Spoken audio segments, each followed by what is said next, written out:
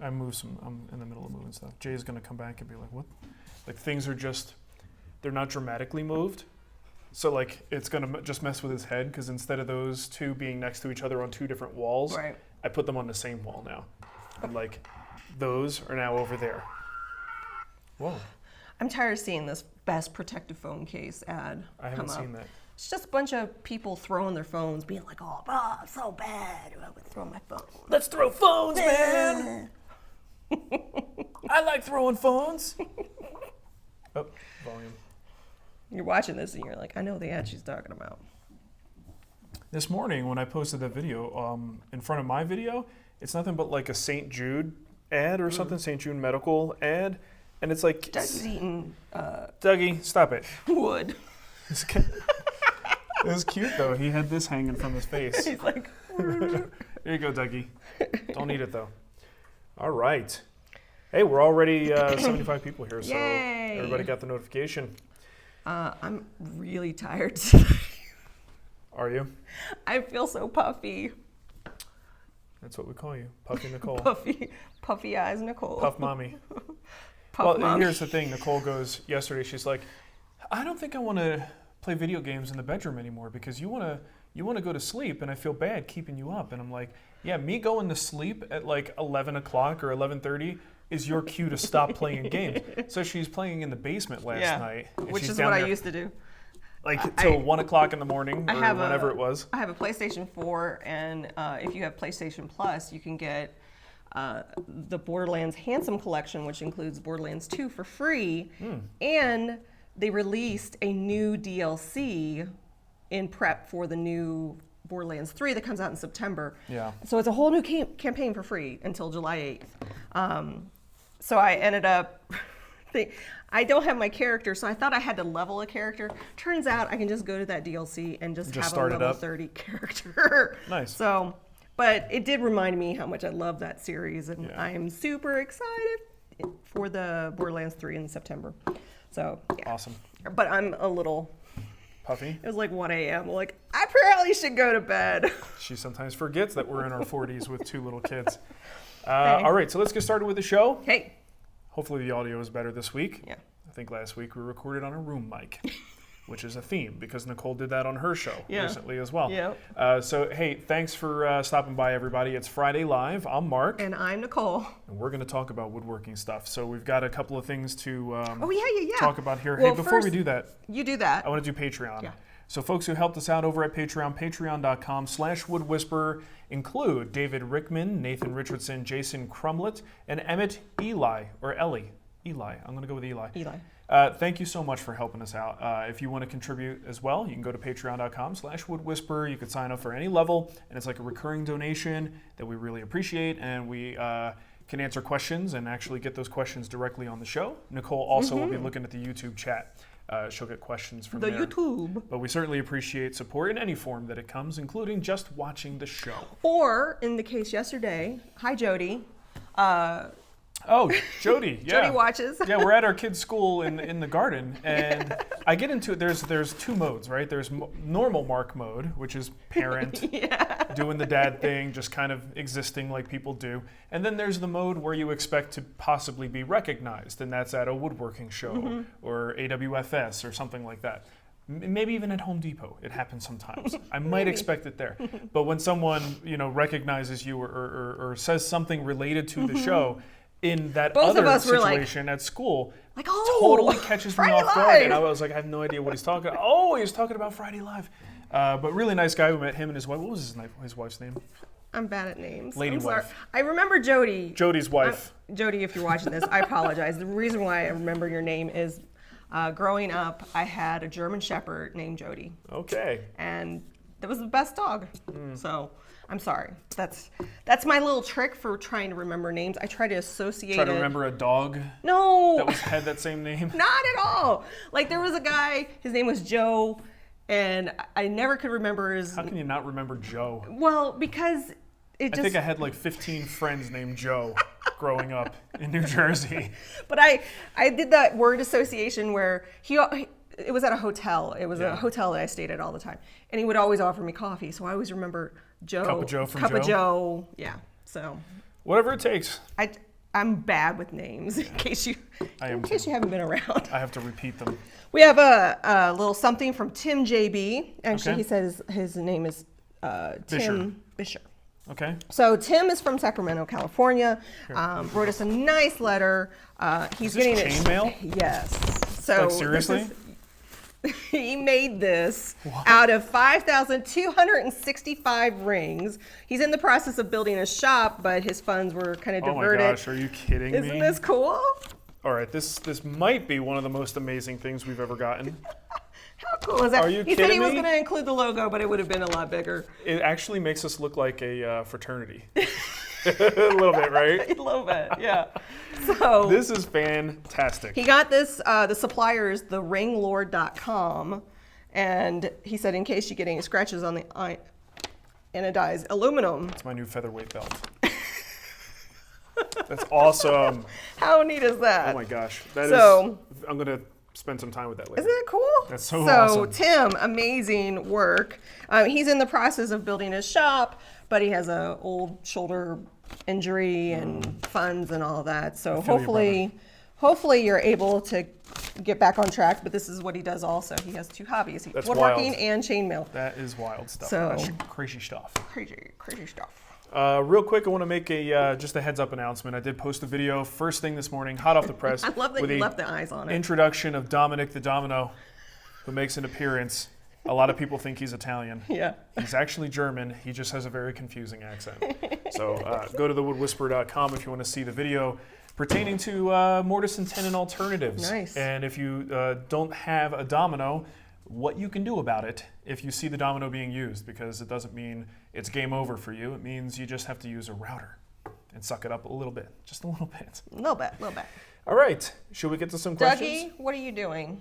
Scott wants me to do the motorboat. Sometimes you do these things and it's like I don't even know if I could repeat it. Yeah. You can go watch the video. It was captured perfectly there. And we should mention before we get into questions, which we will get into questions, your mom is going to be very upset if you do not announce Oh, my mom's going to be out of town for a while, which Yeah. means the store. the Wood Whisperer store is going to be not as Yeah, really, plentiful. the only thing that's going to be available at Books. TWWstore.com is going to be books because I'm shipping them out. And she, I think, has a couple things. But if you small want stuff. So yeah, bottom line is if you're wanting to get a scraper, Dougie, get out of here. Anything that's on TWWstore.com, get it now. yeah, with the exception of the books. Yeah. But definitely get out there, put your order together. She'll be gone for a little while. We didn't really talk about, just because I like to keep things happy. My aunt passed away like a week ago, so, or maybe a little bit more. So my mom's heading back east to deal with family stuff and to do all those things. So that's what's going on. And I don't actually know how long she's going to be gone for. Did she say that in her email? I looked on your calendar and it's like a month. So bottom line is if you want something, get it soon. All right, so shall we do some questions? Yes, let's do some Patreon questions. I haven't previewed these again this week because We're I'm busy trusting you publishing guys. videos. It's a lot Yeah, of Mark's publishing. like, should I publish the video? I'm like, yeah, it's been a while. Just go ahead. Give them. Well, and the thing is, it's like sometimes we have these dry spells, and then once we start making videos again, then they come a little bit faster. But I'm like, I don't know that I want to put one out 2 weeks in a row because what if I don't have another one after that? And it's a whole thing. It's a whole thing.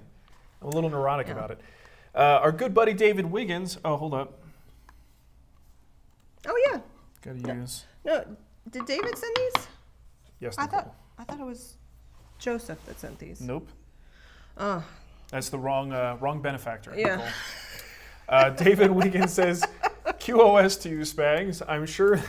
the wrong benefit. I think the only two people who will think that's funny are the two people we're talking about. I'm sure that much of choosing roundover size is personal preference, but is there a general rule of thumb as to what is considered appropriate? Something like never make a radius greater than 25% of the thickness of the piece.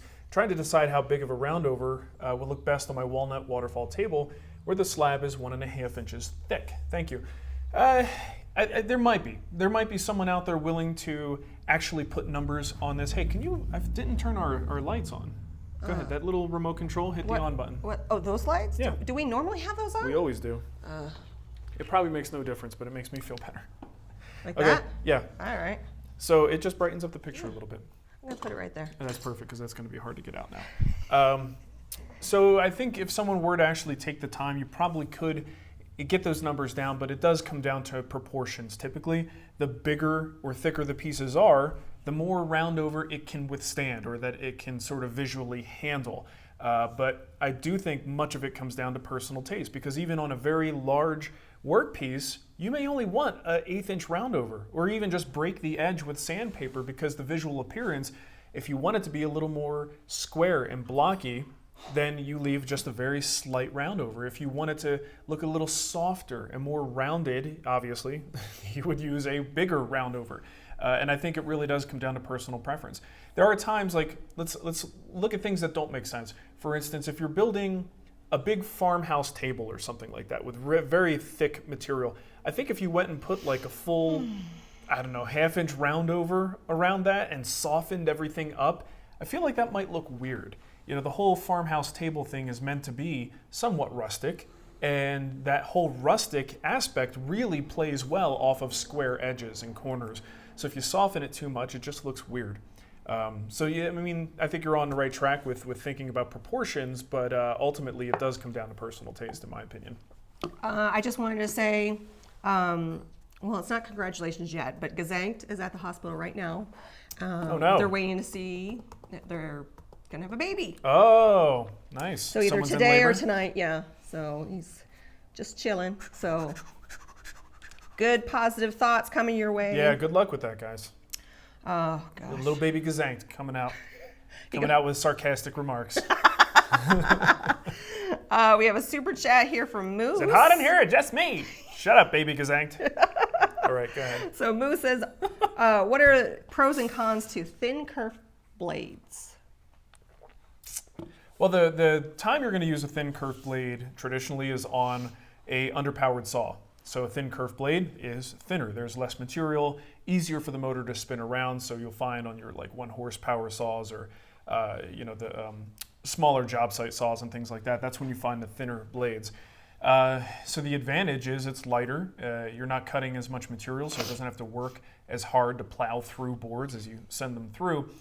Generally speaking, most people who have a saw that's powerful enough to handle it will wind up using a full kerf blade because it's a little bit more stable. Right? So the advantage really only pertains in most cases to using a certain type of saw or a certain level of saw, power level of saw. Sometimes people will use a thin kerf on a saw that's perfectly capable of handling full kerf because they actually don't want to eat up as much material. They want the thin kerf because they want to gain back, I don't know what it is, like 1/16 of an inch or something, like a very small amount of material. But I guess it adds up over time and they want something thinner. But I don't have any thin kerf blades anymore. It's easier for me to keep it all simple. Here's the disadvantage though. If you do switch to a thin kerf, you've got to be aware of the changes that makes to your riving knife, and I assume you are using one. The thin kerf with a full kerf riving knife, it's not going to work very well.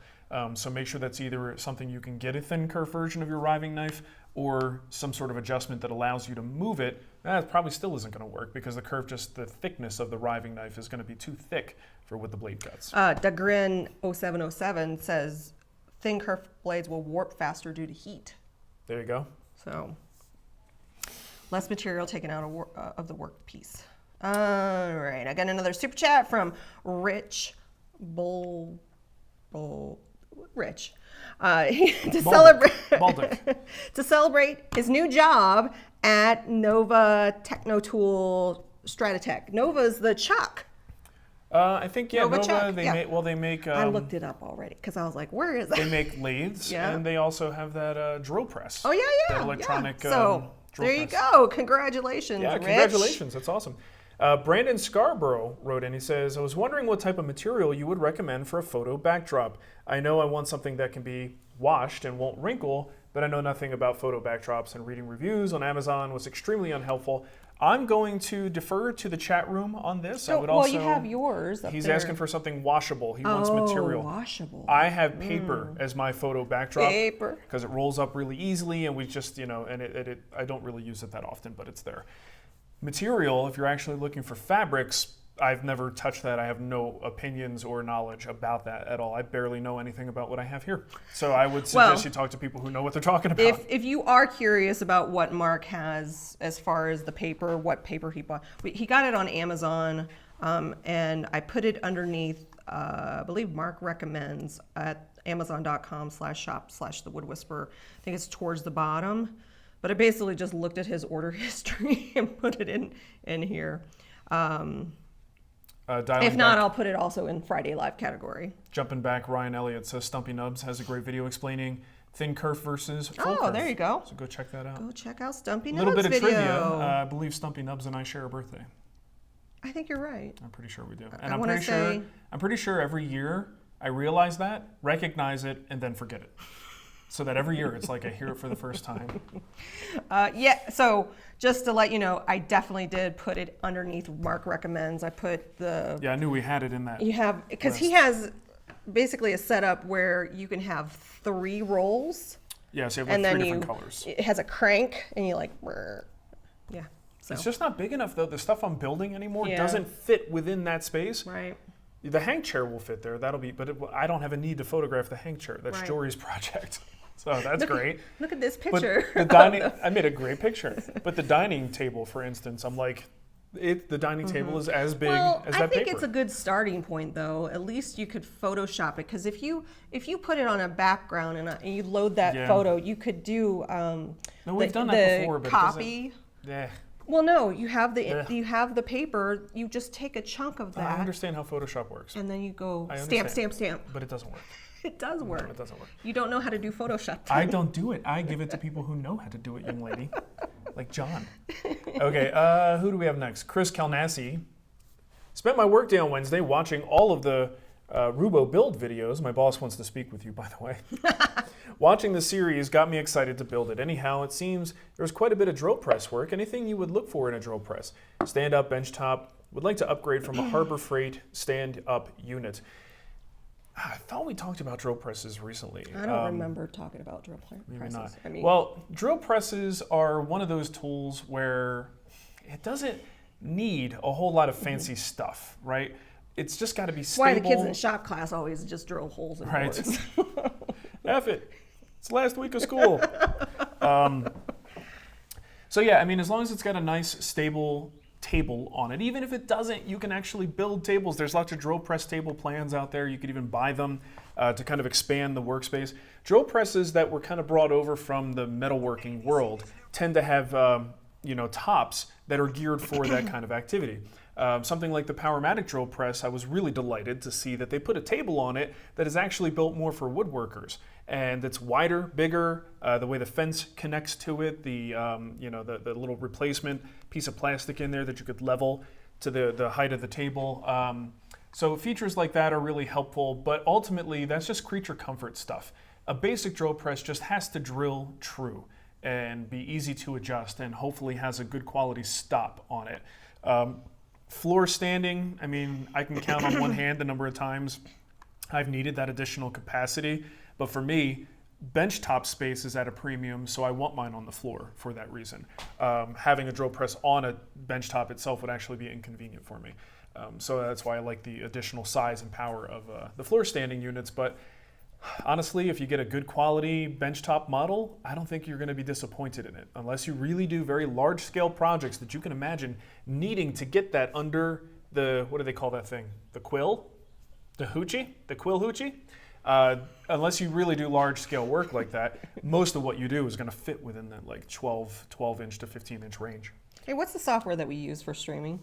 Ecamm Live. Ecamm Live. Who's asking? It's a trade secret. Someone in the chat room, Danny Coy. I'm going to charge money We for do that. not use OBS. We use Ecamm Live. Yeah. And I don't know what bitrate we stream at. 2. Give you a number. 220, 221, whatever it takes. Let's see. 110. The bit rate is actually decided by YouTube. right? We don't really dictate that, and you can kind of, we basically go in at like a full HD signal, but yeah, no, maybe there's a default bit rate. Yeah. I don't change it. We don't know what we're doing. As long as it looks, no, I know what I'm doing. I just don't mess with it if it isn't broken. Hey, I'm trying to We don't know what we're doing. We don't know what we're doing. Okay. Yoso says, do you still have the Bosch mitre saw? Nope. If you do, I don't. May I impose on a measurement? Okay, well, I can't help you there, Yoso. Sorry, man, I don't have it anymore. Somebody on one of the Festool versus Bosch miter saw, they're like, are you sponsored by Bosch? I just simply went, no, we're not. Never have been. You mean you got a dumb question on YouTube? Yeah. Well, I try to answer the questions on YouTube for you, so you don't have to experience it. Oh, I know, and I appreciate that. Because every time I post a video, that first 24 hours where I actually do try to answer questions, makes me want to do violent things.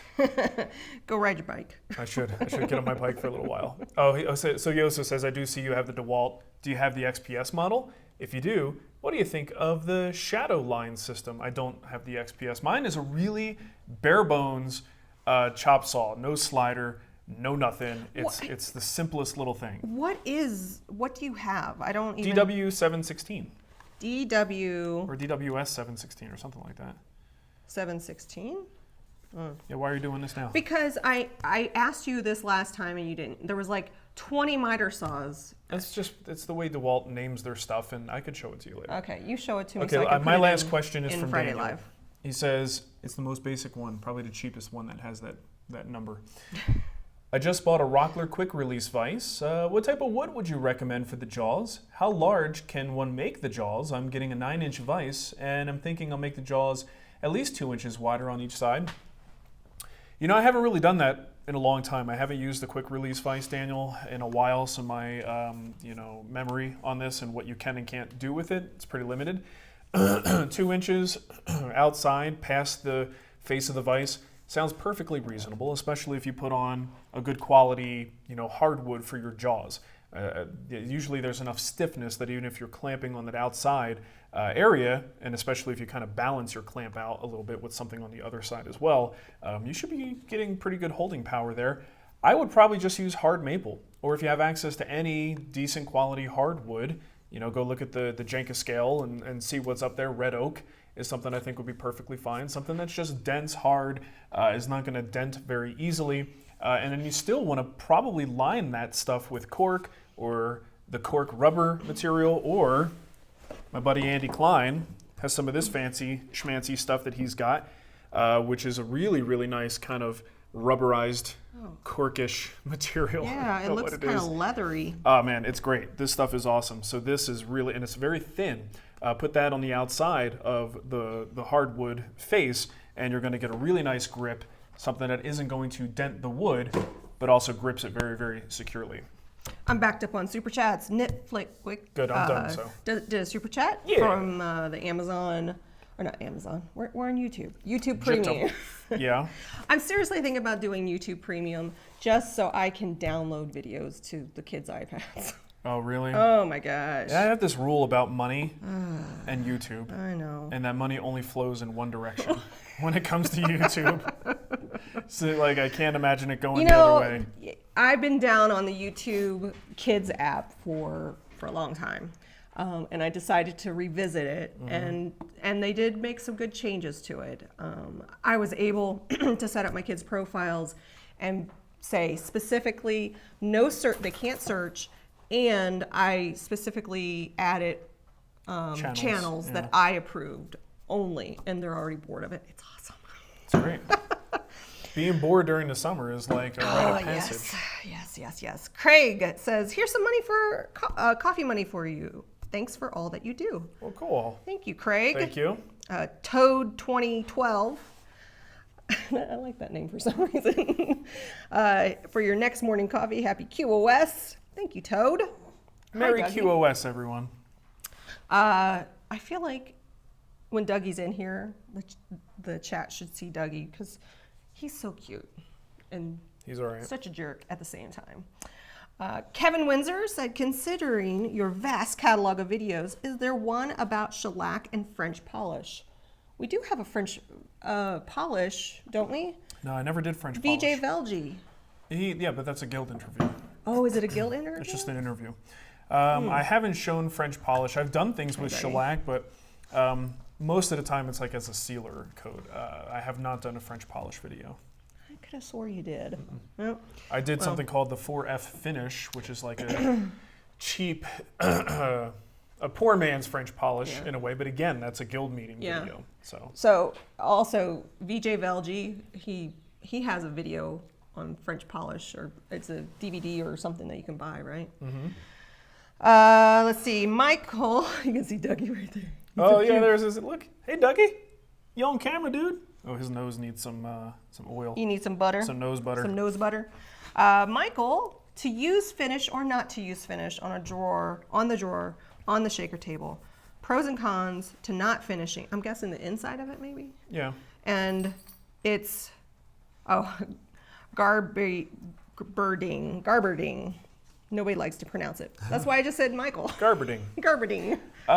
It's really up to you, man. Do you want finish in there or not? It really isn't going to make that much of a difference. If you're, what I put in mind is like charging cables.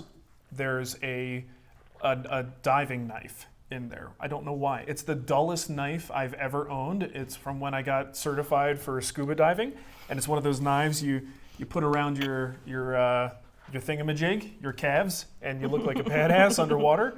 And it's not sharp at all, but I don't know why I can't get rid of it. It's a cool looking knife. Let's see, I've got like my Kindle Paperwhite is in there. So anyway, point is, not much going on inside that drawer. Inside the drawer, as long as it's made from decent quality wood. Yeah, go ahead and flock it if you want to really be fancy. You don't really need to do anything inside there. But if you want to, I think wood, generally speaking, is always better off as a safety precaution to have some kind of finish on it in case there's a spill or something, or you just want to wipe down the dust. It's easier to wipe the dust off of a surface that has some finish on it and it's been sealed. So I do like to finish the inside of my drawers and things like that. If you don't, the disadvantage to finishing the inside is the smell. So certain finishes, even water-based finishes at times, will retain some kind of an odor. If that's offensive to you, then don't do it. But if you use like an oil, you're pretty much going to have a smell in there, probably a couple days short of forever. It's really hard to get oil-based finish smells out of an interior that doesn't receive a lot of fresh air. So really look at things like even a lacquer, shellac, and water-based finishes. Those are probably your best bet, even if you just put a little coat of furniture wax in there. So nothing wrong with that either. But you certainly don't have to. Sideboard Samurai said, could you start the stream 15 minutes earlier so the announcement comes on time instead of 15 minutes later? We can pre-make these, right? Yeah, but then the people who get the announcement right away, which is a good portion of the people, are going to be sitting there going, why are we waiting for 15 minutes? This is a YouTube thing, man. I hate that they don't. But it says on the stream though, 15 minutes till the stream. Yeah, but they're not going to get the notification until you go live. Well, I know. If I get the notification, I go there and it says the stream will start in 15 minutes. I know to come back in 15 minutes. Yeah, but that's not fair. That's goofy. I think we should try How would you even do that, though? You set it up beforehand. I signed up for a stream like 5 days prior to the stream, and it said, this stream will start in 5 days. When did you get the notification? I got the notification right before. That's my point, though. It doesn't matter if you pre-schedule the session. When you go live, that's when YouTube sends the notification. No. You can schedule. We'll take this offline. I'm going to look into it. Don't worry about it. No, we're not going to do anything about it. She's going to go to Pilates after this and totally forget about it. So it is what it is. I thought I had a question here. I have questions. Michael Gomez wants to know if you miss the sliding features of your old miter saw. The only time I miss the slider is when I do want to cut something that is wider. The chop saw, especially with a 3/4 inch fence, I probably should bump that down to a 1/2 inch sacrificial fence.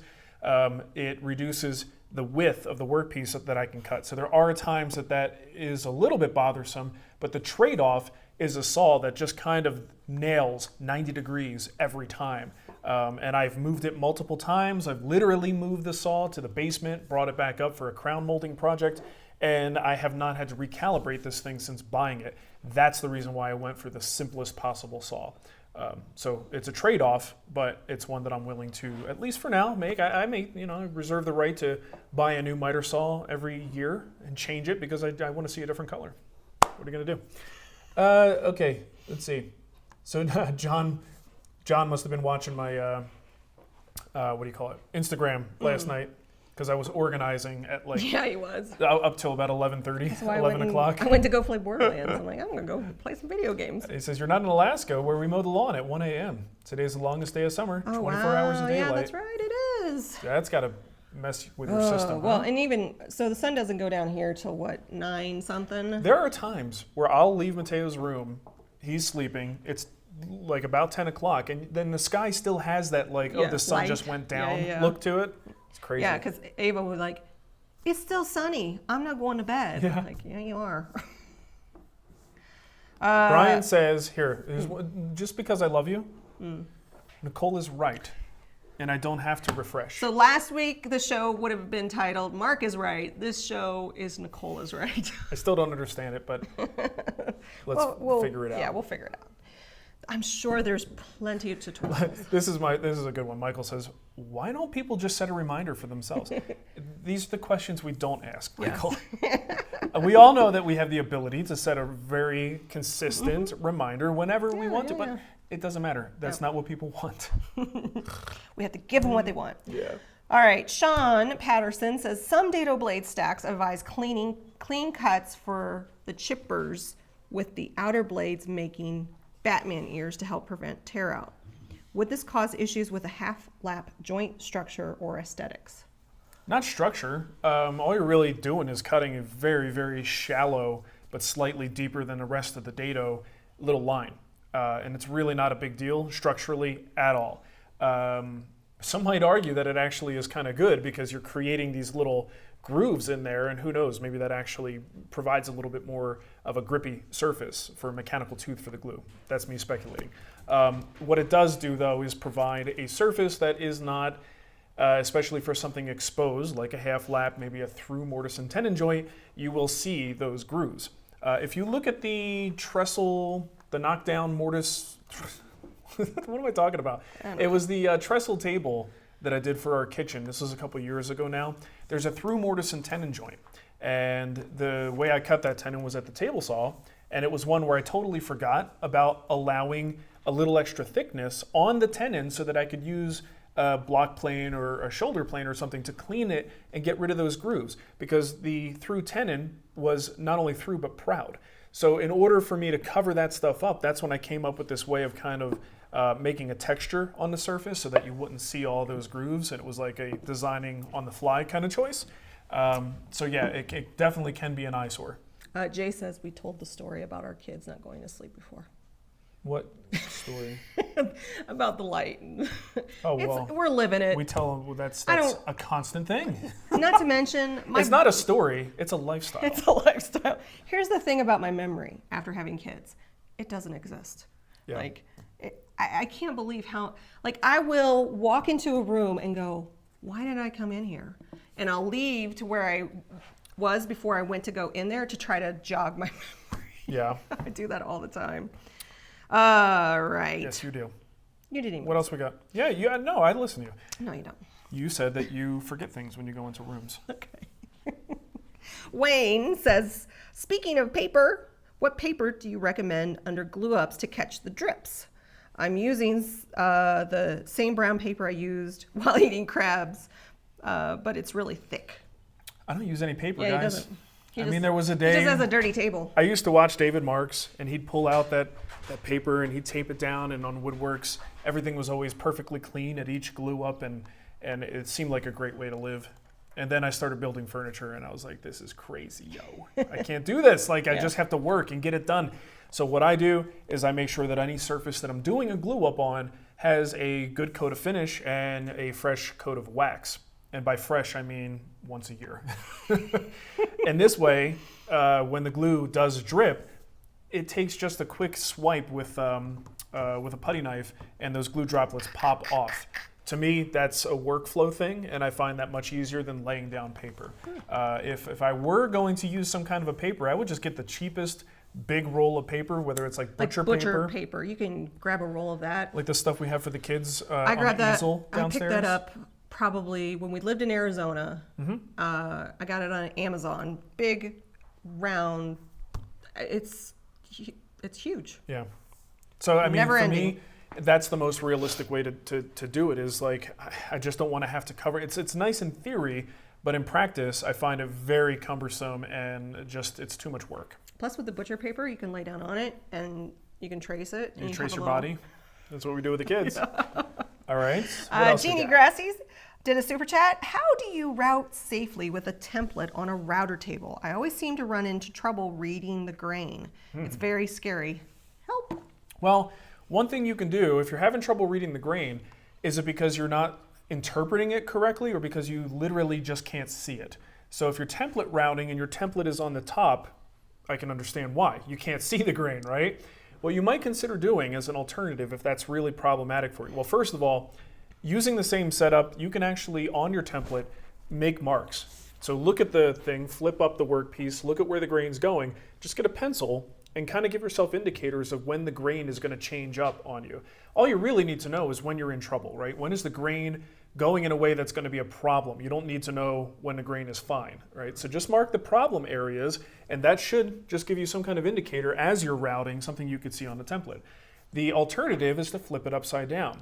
This does require that you get a different bit though. If you get a pattern bit where the bearing is closer to the shaft, you could put the pattern, the template down and have your workpiece facing up. Now you can actually do the entire routing process and watch the grain as you're making the cut. Sorry, he's chewing something. Dougie, hey, get that from him. He's got my rubber eraser. Come here, Dougie. The sandpaper cleaner. Come here, Dougie. Dougie. Come here. Drop No. it. Drop it. He dropped it. There we go. What a turd. This is absolutely something that Dougie would want to spend some time with. He would tear that up in a second. Some quality time with the sandpaper cleaner thingy. He's like, mine. What else we got? Got a super chat from Justin Ford. Thanks for making folding laundry more tolerable with Friday Live. Oh, really? Yeah, he's folding laundry. Oh, cool. That's my favorite thing to do. You don't do that. I do the laundry. You do the dishes. Look, you're only saying that because it's true. Hey, I'm okay. I don't mind doing the You're laundry. okay with the division of labor in this house? I don't like doing the dishes. Yeah. I've never liked doing dishes. Well, it sucks now because my wrist is hurting. Yeah. I'm like, so now I get to do the laundry and the dishes. I can't wash big pots. My left hand hurts. Brad Levenbaum? Yes. What? Saw a question, I just answered it. Do sandpaper erasers really help? Yeah, they do, if you remember to use them, and I don't. The thing that causes, especially on motorized sandpaper, things like a spindle sander, belt sander, drum sander, the thing that really wears that paper down is buildup of sawdust getting caught in all the little cracks and crevices. If you don't get that stuff out, the heat just builds up and it will wear that paper down faster, burn it, and cause all kinds of problems. So ultimately, for the life of the paper, something like this is fantastic. It does look... Put that in the Amazon store if it's not already there. Somebody said it looks like a yak chew. It does. And that's why he went for it, because that's what he... Super confusing for a dog. Loves to chew on those yak chews. But this will help pull some of that fine dust out of the sandpaper and extend the life. What is it called? Like a rubber sandpaper cleaner or something. There we go. Sandpaper cleaning block. Yeah, let's try that one. Sandpaper. Plaper. You can't mistake it once you see it. Is it this one? Yeah, it's like $15. Yeah. There's even for $10. Yeah. Well, I'll put him in the Friday Live section of the Amazon store. I often can't find mine, so I forget to use it. But any sanding thing in the shop will last longer if you use this. Pretty much just have it nearby, and if you can remember to do it every time you use it, your sandpaper is going to last longer. Dougie, what are you chewing on now? He's chewing on the air filtration system. We gotta give that little guy something to entertain himself. We have tons of those yak chew bones around the house, but he is the first dog I've ever owned that actually hides his bones, and he can't find them after. What did I do? So I'll go outside and sit down. It's in a chair cushion. And it's in a chair cushion. He's silly dog. If you are interested in, if you didn't see what Dougie looks like, he has his own Instagram. If you go to Dougie Spag, you'll find lots and lots of pictures of Dougie. He's usually sleeping, which is the only time I can take a picture of him. most of the time. Anyway, back to Brad's question. He did a super chat, said, tired of big box store lumber. Any recommendations where to get rough cut lumber in the Glendale, Peoria area? You're in Arizona. You have Spellman's. Well, Spellman, yeah, and Spellman will probably have a lot of you get a lot of S3S. It's not quite as rough as if you found someone like with a sawmill. But that's where I got all my stuff. It's definitely a huge upgrade over what you're going to get at Home Depot and Lowe's, things like that. And you could also go with online vendors like Bell Forest, who we've been working with since the beginning, really. And honestly, we're kind of in a bit of, there's, just with the slab, fad that's been happening and epoxy tables and stuff like that. There are more and more local small-scale sawyers and people who are just cutting, trees that have, fallen in storms and things like that. So basically, Matt Cremona's. Also look around, ask around, see if anybody knows somebody. You might be able to find some good stuff. Like we have a Denver woodworkers group, and we have sawyers in there who will actually come, take the tree, and then. You know who my favorite sawyer is? Tom Sawyer. Okay. Josh wants me to add the yak shoes that I buy for Dougie. I'll to the add Amazon them. store. I actually found a good, because sometimes you get like, oh, they were moldy, so I get a 4-pack. They're like this big for $20. And if you've ever, that seems expensive, but they're the only thing that Dougie has like consistently chewed on and not devoured within 20 minutes. Yeah, it takes them a little while. So I'll add them to Friday Live for you, Josh. Got any more questions? Tim says, if you use planks to create side panels, like on the entertainment center, is there a certain rule of thumb for width when you would reinforce the panel instead of relying on glue and loose tenons? I don't 100% know what you mean by the reinforcement. Generally speaking, anything within normal furniture range of width, from cabinetry to bookcases to entertainment centers, credenzas, things like that, there's no need for reinforcement if you are doing joinery that joins it to the top and bottom. So hopefully that answers your question, but I would not apply any reinforcement to a solid wood panel that was properly constructed and joined. We have a question here from Mike Tabber. Mark, I'm building a walnut dining table, and I was wondering what you thought about using splines instead of dominoes or biscuits. Splines are great. I mean, if they're cut well, a spline is going to be just as effective as using dominoes and biscuits. It's just you have to have the workflow prepared to cut it. You also want to be, if you want the spline to offer any strength, the direction of the grain has to change. It has to be perpendicular to the joint, so you might have to wind up cutting yourselves, small pieces and tapping those in, as you go. Construct the spline as you go. So kind of, could be more work depending on what you're doing. Friggin' dog. Thanks, Dougie. That's the System X that you just put up. So yeah, you can do a spline, absolutely. It's always we need a Dougie cam, is what we need. Yeah, we do. I can hook up a second camera and just put the GoPro on his collar and switch to the Dougie cam. He's so silly. It's funny. Someone asked. I lost the question, but they asked if his full name is Douglas, and we call him Douglas, but his true full name is actually Dougie. From Hey Dougie, the cartoon. Douggee. Yeah. But we do, when we want to reprimand him, we do call him Douglas. Do not chew the Hank chair. He's looking at it too. He's looking at Millie. All right, enough about the dang dogs. Let's see, what else we got? Anything else? I have another question here from Brian Walker. You mentioned dry spells. Do you ever feel like you're running out of new things to build?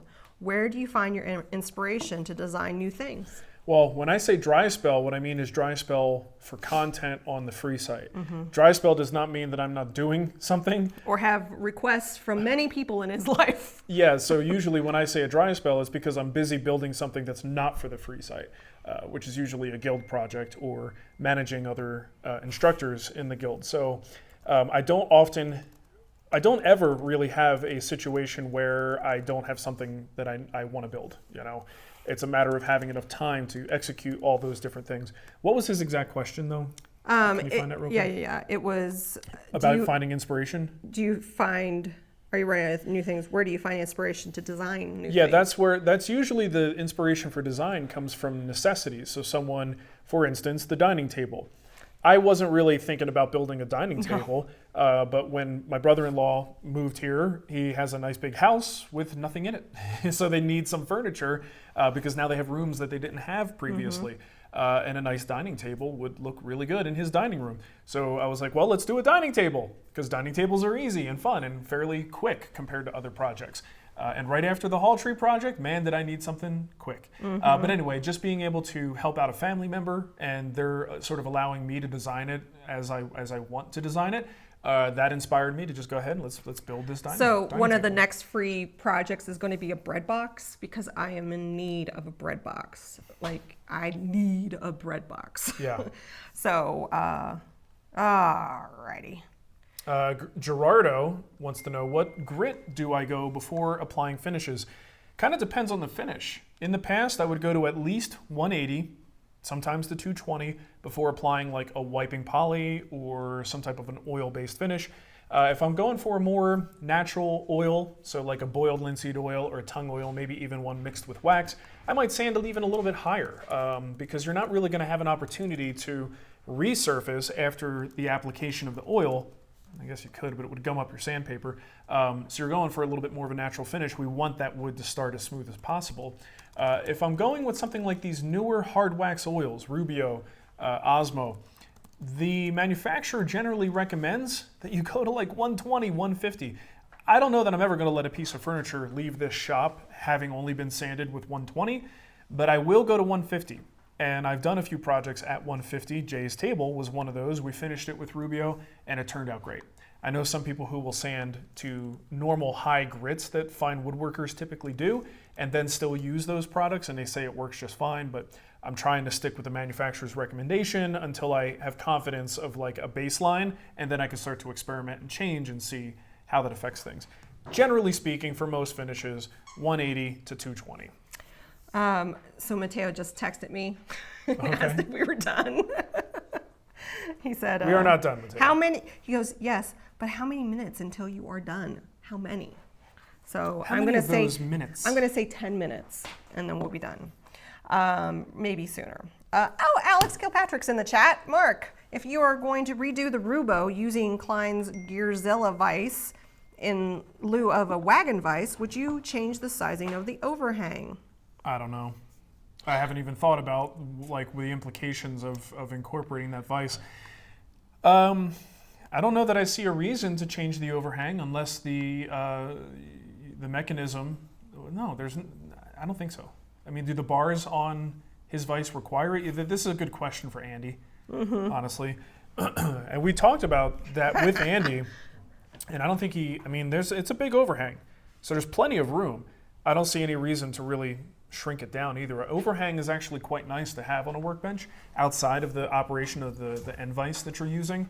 But ask Andy for the minimum requirements and then decide if you want to reduce the overhang.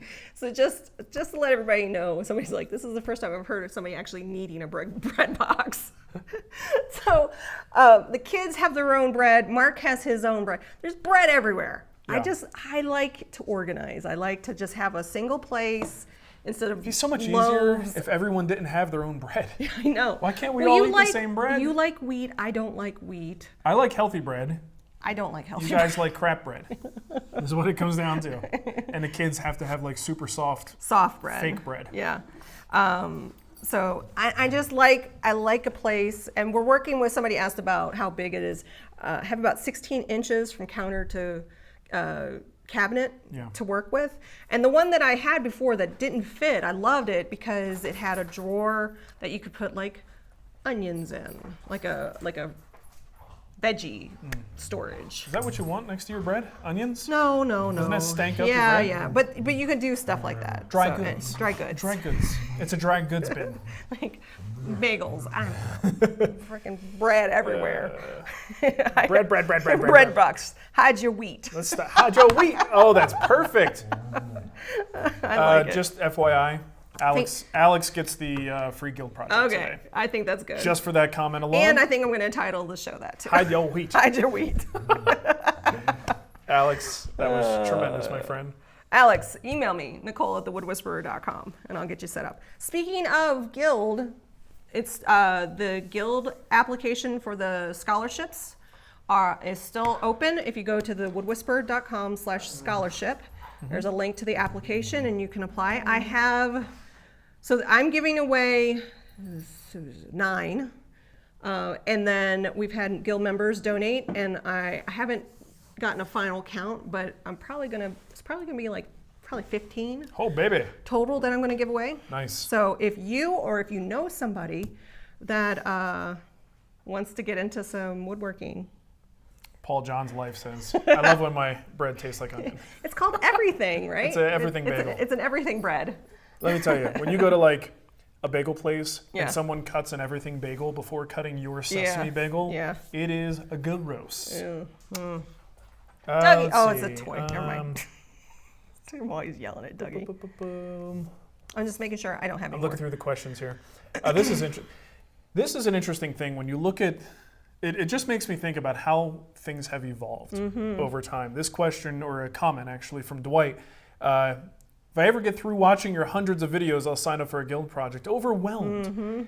And this just takes me back. It really was not that long ago. You know, when we started, the whole thing was because there was really nothing out there. There was nothing. There was no woodworking, very little woodworking, excuse me, video. There was no woodworking video content on the internet.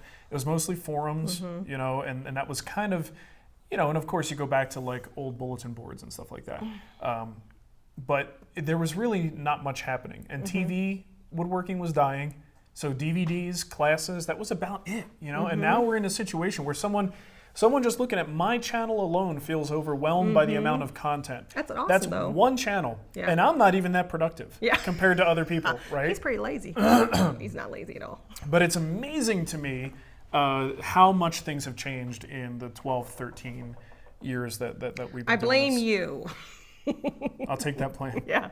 The way I look at the guild, so when I got into quilting and trying to learn how to quilt, I was right there with you, overwhelmed with finding what I needed to move forward with making a quilt on YouTube. Yeah. Yes, it was all there, but it was very... You got to sort through it. You got to sort through it. It was very fractured. Like There's also a lot of crap. There is. You got to sort through the crap. So what I loved about the program that I did for the quilting, it was step by step. She gave me everything I needed. There was no waste of my time, and that's what the guild is. You're going to build this project, and the instructor is going to take you through it. So, what is he chewing? Dougie, leave that alone. Maybe I should just name this, what's Dougie chewing on? Yeah, what's Dougie chewing on now? So that's the idea. But holy smokes. So yeah, if you are overwhelmed, I would encourage you to go to thewoodwhispererguild.com and at least sign up for that picture frame project. And you can see how the flow of that works. And get an idea for that. Rudy, I got a question.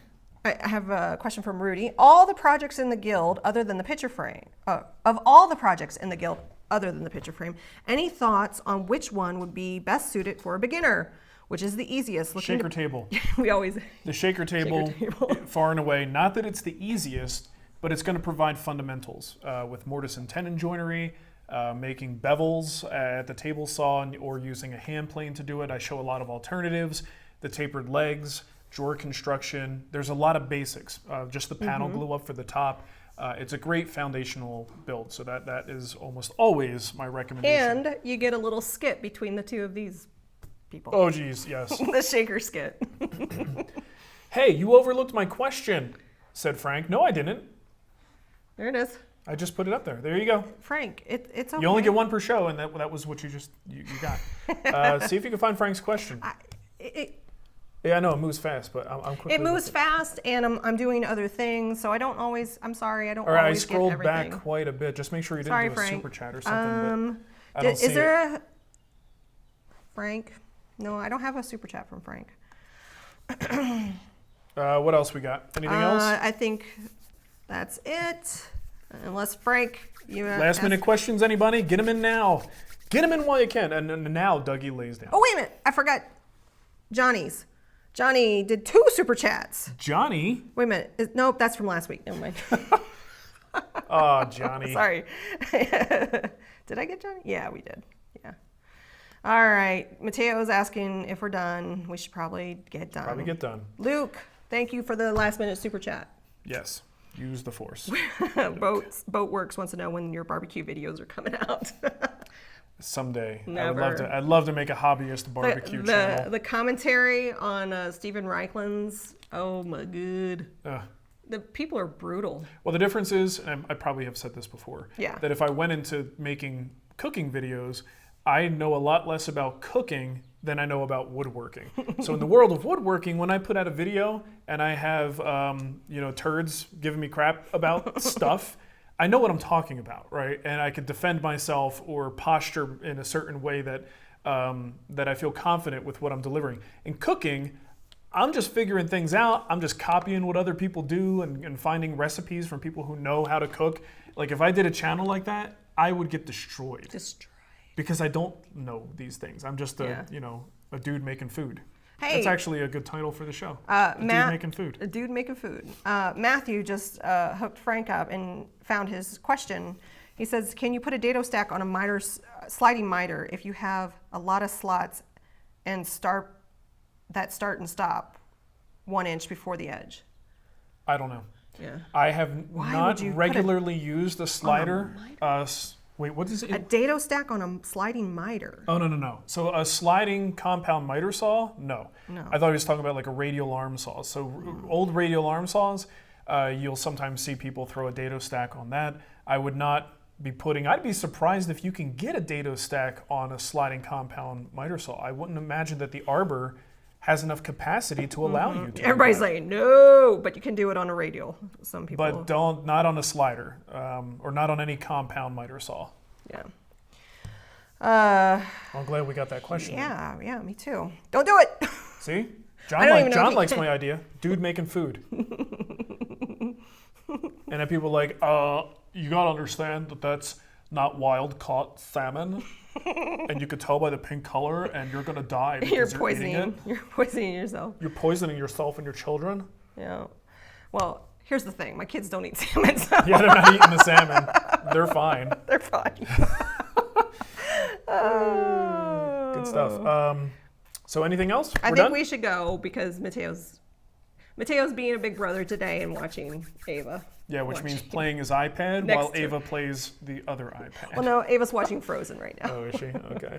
All right, well, thanks for watching, everybody. What was I going to say? Oh, go watch the video. If you want to see Dominic the Domino make an appearance. Right? It's good times. And thank you, Tim JB, for that amazing chainmail. Where are we going to put that? Around my neck, most likely, because it would make a great shawl or a little scarf. Yeah. I feel like a champion wearing this thing, a well-guarded champion. So for the rest of the day, guys and gals, this is really hard to wear, Nicole. I need a little latch, a catch. Yeah. I'm going to actually be in the shop doing more cleanup, more organization. Puts me in one of those good shop moods. I'm probably going to go to Instagram and do a Q&A story Instagram thing. Perfect, right above the TV. Yeah, it would. Which is basically if you follow me on Instagram, I put up a story letting you know that this is happening. If you post a story that's not a regular post, hopefully you know what a story is on Instagram. You post a story and tag me at Wood Whisperer and ask me a question. I'll take your story, integrate it into my story, and then answer your question in that story. It's usually pretty fun, and it's kind of an AMA, ask me anything kind of situation. But I'll be doing all kinds of shop cleanup stuff today, so I could take time to stop and answer questions. So if I didn't get to your question now, hit me up on Instagram. I'll do that as soon as we're done here, as soon as I get this video posted. Cool. All right? Come to Alaska. John, we're not going to Alaska. Alaska sounds cool, though. It is. It'd be a cool vacation sometime. Maybe when the kids are older. So like in 18 years, we'll think about it. Yes. Oh, yeah. Hey, don't forget, everybody. Like Tyler Brunette says, smash that thumbs up button. And if you're not already subscribed to the channel, subscribe to the channel. Hey, we make the jokes about smashing that thumbs up button here because it's kind of, this is just a for fun thing for us. But you know what? If you like the video with Dominic the Domino, go ahead and smash that thumbs up button on that. That is where it makes a difference on our regular videos. Smash the crap out of that button, y'all. TWW Gill Cruise. Ooh, we should do a cruise. Oh my gosh. That would be great. I want to see Cremona in a bathing suit. Okay. Thanks, everybody. Bye. Have a great weekend. Very distracted today. Yeah, I know. It's okay. I'm very sleepy. I could take a nap. Shouldn't stay up late playing video games, girl. It was worth it.